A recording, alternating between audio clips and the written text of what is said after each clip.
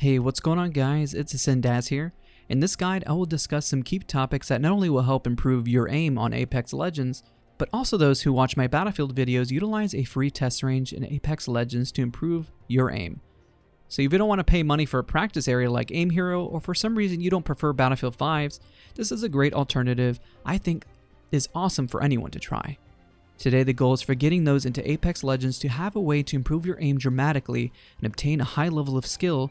So the focus after is just really your team play and better overall positioning.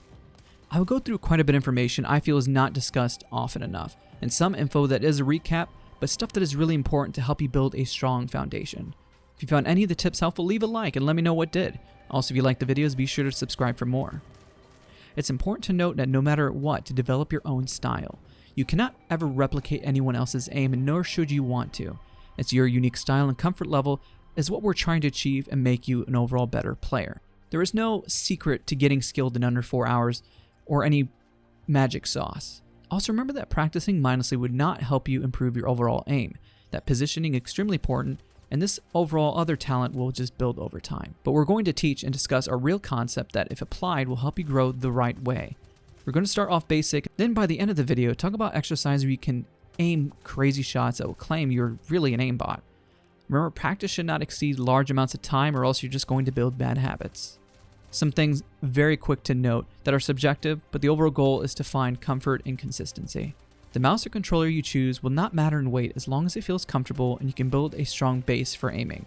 Sensor and sticks can have an impact, but if you do not understand your aim or find comfort, it will ultimately not matter. High pulling rate, for example, can make a mouse feel more alive, as it's referring to the larger thumbsticks. If not practiced, can feel uncomfortable. Consistent FPS. It is low or high. Do not use if it's just overall really inconsistent. Higher can help, but as it looks more fluid, but I cannot stress enough, if you have a high FPS, please do not let it dip wildly. Or if you're on the lower end, make sure it's at least around 60 FPS if you can manage it by dropping some video settings. Obtain a consistent ping.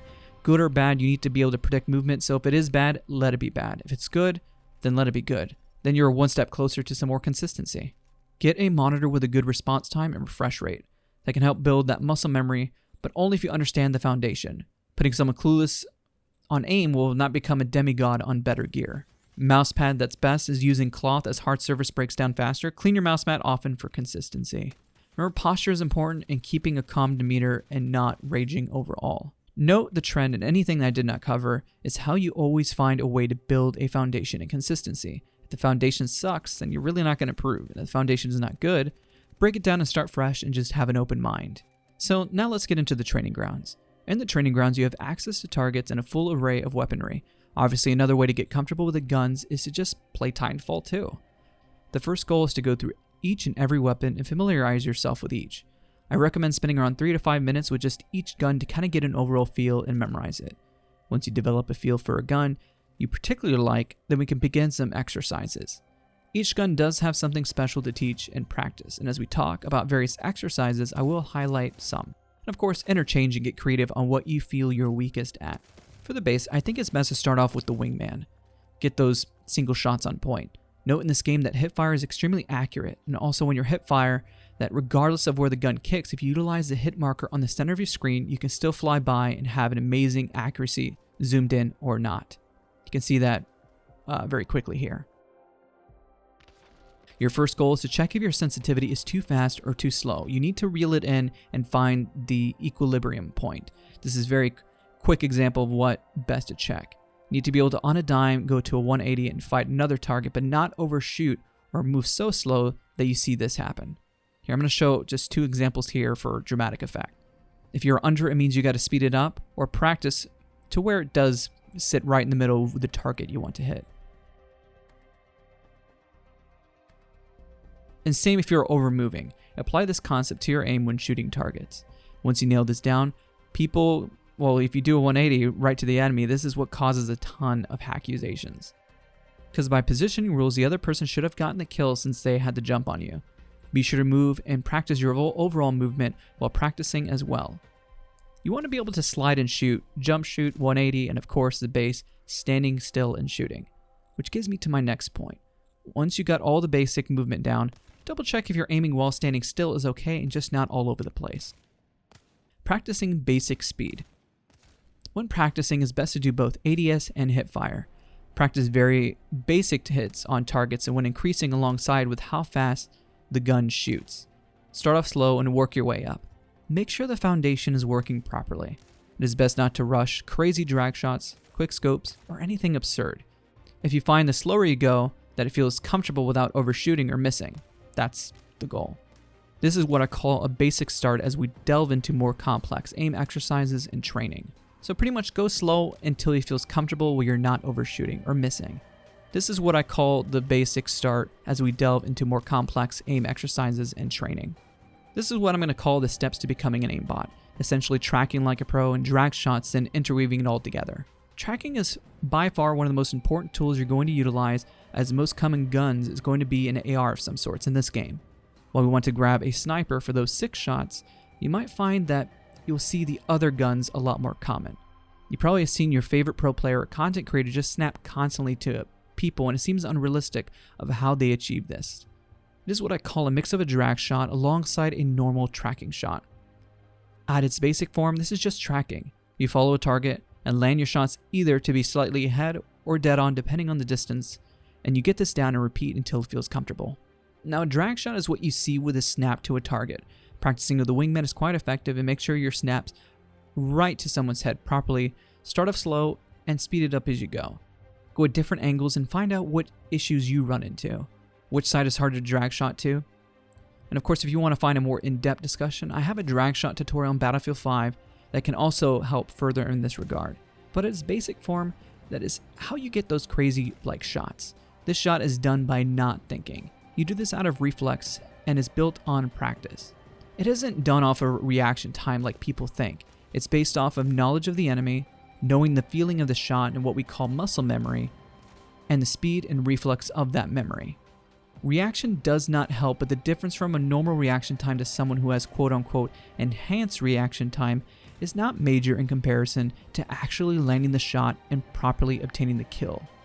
Now with the drag shot and a track shot, I want to talk about something quite popular that I have not really discussed before on this channel. It is a shot similar to this where we see someone with AR shots just snap to a nearby target. It looks like an aimbot in extreme situations, but it is not. You have seen your most popular shots like in CSGO with the AK. This is a tactic I want to break down. If you are loose in your grip, whether it's mouse or console, it is not a bad thing, but it loses some of the speed as you see like this and overall precision. You're more likely to lose some bullets as you move to the next target to track. But remember, a loose aim can help create more consistencies and snag drag shots and add flexibility. Literally in the words, being loose in the aim can create flexibility in where your shot should land. You can see where if ammo is shot on the mag, how it can increase kill potential as it lands more shots. And the TTK taking so many shots in this game, you want every bullet to land and count. This tactic blends a drag shot and a tracking shot together to save on bullets and time. Now I mention this because it may help you find your own style. It's an important thing to note here. If it hurts, do not do it. You need to find comfort, consistency, and confidence in your aim. That is not strictly through practice, and even with a loose aim, the more you practice, the faster it's naturally going to get, so keep that in mind. And that is really strictly through practice, and even with a loose aim, the more you practice, the faster you're going to get, so be sure to bear that in mind. Now the best way to practice recoil is up next. It's important to remember that as you handle these drag shots, there are patterns to memorize. The best gun to go to with extreme ends for handling is using the devotion as is the most clear on the pattern as you can see. It goes left, right, and then somewhat at the end left. It comes down to getting a handle as you speed up the movement and slowing it down and zooming in where you can see many snapshots to adjust for the recoil, are occurring for just overall quick corrections. Find what works best for you, but I think seeing this visually is very helpful in what people would call aimbot or extreme recoil control. This could be harder to pull off on console than on PC, but understanding the recoil pattern no matter what is going to help you develop your own style of aim. Now, how can you see small targets and making small adjustments to your shots? This can come down to you finding how comfortable or loose you need to be in your grip versus being tense to get an accurate shot. Remember to make sure movements are refined and small. Even with low sensitivity, these movements are really not that large. This is why you practice You need to locate what feels and works best for you. Practice this by standing far away and even practice a hip fire. Something to note that the ranging marks on every full screen sniper optic will always be accurate for the rifle you're using. Watch the millidots reshuffle in real time as you aim far up and down. Use a rangefinder and line up the right tick mark to tag those long-range headshots. That is for when you are in-game to remember. Obviously not in the practice range. Of course, one final thing to practice between all your movement is quick shots. Memorize the middle of your screen, keep your crosshair center, and repeat over and over. I know I went through a ton of information in this video. If you stayed till the end of the video, thank you so much and I hope you found this guide and tutorial pretty helpful. Do not forget to subscribe for more and leave a like if you enjoyed. Dislike if you did not, and I'll see you guys next time.